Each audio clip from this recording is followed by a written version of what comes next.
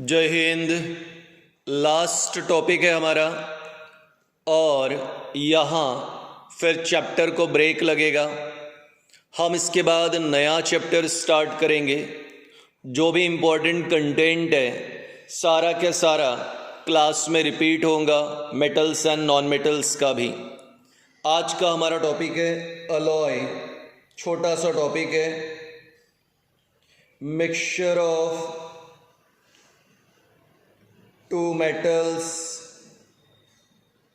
mixture of two metals or metal and non-metal, mixture of two metals or metals and non-metal is called as an alloy. So mixture of two metals 9th में भी हो गया था, 8th में भी हो गया। दो मेटल्स के मिक्सचर को या मेटल्स और नॉन मेटल के मिक्सचर को अलॉय कहते हैं। So mixture of two metals और metal and non metal is called as alloy. आइए पहला एग्जाम्पल देखते हैं और हमारा फर्स्ट एग्जाम्पल है यहाँ पर about brass. Brass is a combination of 80% copper and 20% zinc. आप देख सकते हो दो मेटल्स है और दो मेटल्स का कॉम्बिनेशन यानी अलॉय। 80% कॉपर 20% जिंक हो गया आपके लिए ब्रास। सेकंड एग्जांपल ले रहे हैं आपके लिए ब्रॉन्ज। ठीक है, ब्रास हिंदी भाषा में पीतल कहते हैं और ब्रॉन्ज को कांस्य कहते हैं। 90% कॉपर और 10% टिन से बनेगा ब्रॉन्ज। सो दो मेटल का मिक्सचर फिर से अलॉय आ गया। Amalgam, it is the alloy of mercury. इसमें क्वेश्चन आएगा mercury plus any metal. Mercury का किसी भी प्रकार के मेटल और नॉन मेटल के साथ अगर कॉम्बिनेशन होता है तो वो अमलगम है। आमतौर पे सोडियम और मर्क्यूरी का कॉम्बिनेशन यूज़ होता है अमलगम के लिए। So brass, bronze, amalgam.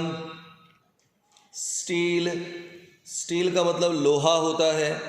यहाँ पे 96% आयरन होता है और 4% कार्बन होगा।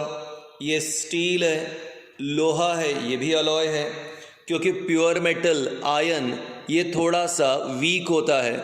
अब स्ट्रॉन्ग बनाने के लिए यहाँ पे कुछ दूसरा कंपोनेंट भी ऐड करते हैं। तो लोहे को स्ट्रॉन्ग बनाने के लिए 4% कार्बन डाल दिया, इस प्रकार से वो स्ट्रॉन्ग हो गया। इसके बाद आया तुम्हारे लिए stainless steel. Stainless steel is the combination of iron plus nickel plus cobalt. Iron, निकल और कोबाल्ट मिलके स्टेनलेस स्टील बनाते हैं। आपके घर पे जो स्टील की प्लेटें हैं, स्टेनलेस स्टील की प्लेट, ग्लास या स्पून से बर्तन हैं, ये सारे स्टेनलेस स्टील के हैं क्योंकि यहाँ पे ये सारे कंपोनेंट्स की मदद से वो बनता है। नेक्स्ट है आपके लिए ड्यूरालुमीन। ड्यूरालुमीन हमारे लिए एक अलॉय है।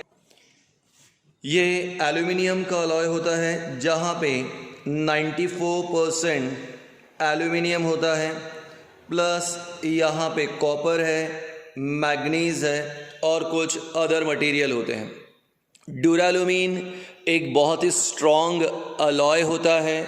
ये स्ट्रॉन्ग होने के कारण ही इसे हम एयरक्राफ्ट के लिए यूज़ करते हैं।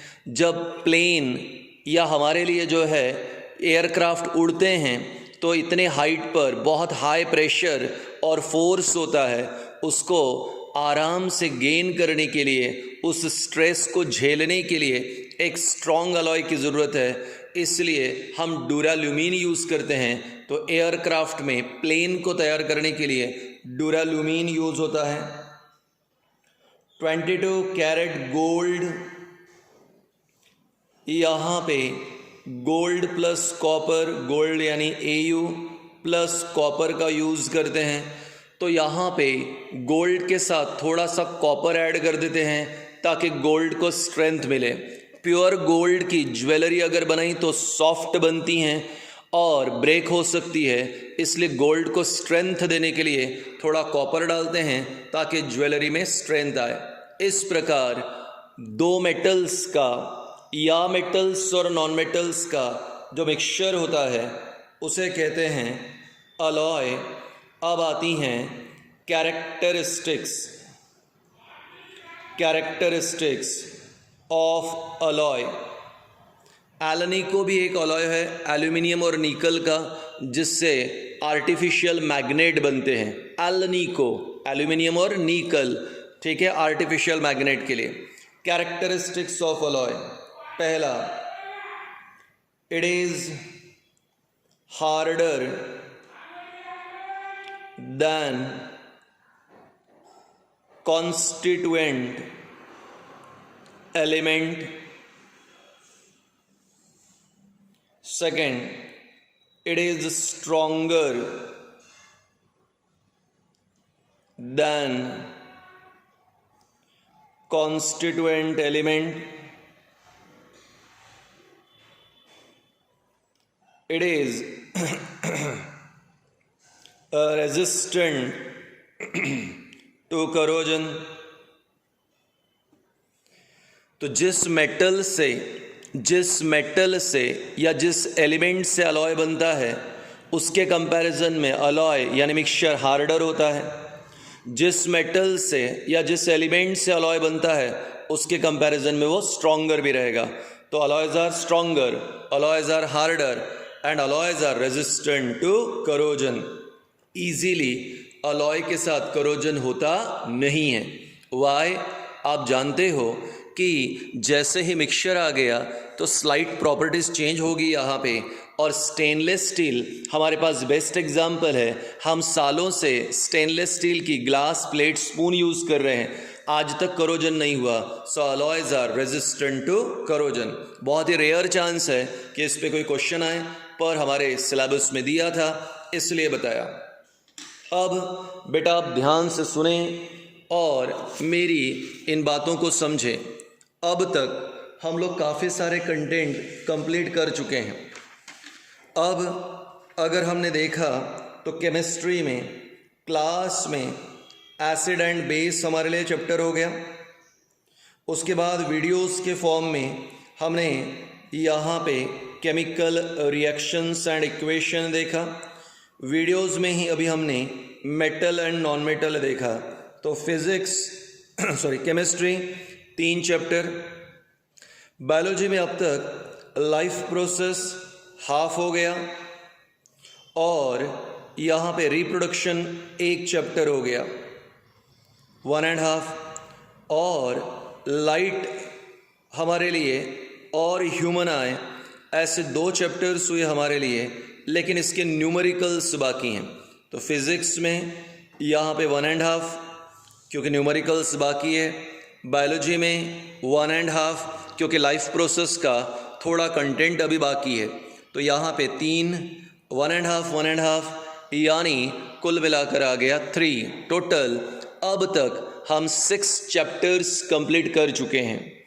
आप सभी बच्चों से रिक्वेस्ट है कि आप केमिस्ट्री के पहला, दूसरा, तीसरा चैप्टर अच्छी तरीके से प्रिपेयर करें, क्योंकि अब जब भी टेस्ट लूँगा केमिस्ट्री का whole metal and non metal के बाद, ठीक है, तब आपके लिए जो है फर्स्ट टर्म के पूरे क्वेश्चंस आएंगे केमिस्ट्री के ऊपर। तो पेरेंट्स से भी रिक्वेस्ट है, बच्चों से भी रिक्वेस्ट है, वीडियोस में अब तक हम लोग यहाँ पे 5 चैप्टर कंप्लीट कर चुके हैं, एक क्लास में ही हो गया था। डोंट वरी, भले ही एग्ज़ाम के लास्ट डे तक हम लोग आपको कराएंगे, लेकिन ये सारी चीज़ें क्लास में दोबारा पढ़ाएंगे, सारी चीज़ें क्लास में फिर से कराएंगे। क्लास का टेंशन बिल्कुल मत लो, जब भी समय मिलेगा, जब भी गवर्नमेंट परमिशन देगी, हम क्लास में सारी चीज़ें रिपीट करेंगे। ठीक है, मैं कंफर्म बता रहा हूँ, सारी चीज़ें रिपीट करेंगे क्लास में, डोंट वरी। तो यहाँ पे अब चैप्टर एंड हो गया। अब जब नेक्स्ट लेक्चर आएगा हमारे लिए, प्रोबेबली ये संडे या मंडे से, तो वो बायो का रहेगा, क्योंकि अगर स्कूल में एग्ज़ाम होती हैं तो हमारे लिए चैप्टर होना चाहिए। तो इसके बाद वाला जो चैप्टर है हम लोग कंट्रोल एंड कोऑर्डिनेशन वाला होपफुली लेंगे। तो याद रखिएगा, ठीक है, इतना पोर्शन आप ध्यान रखिए। Thank you.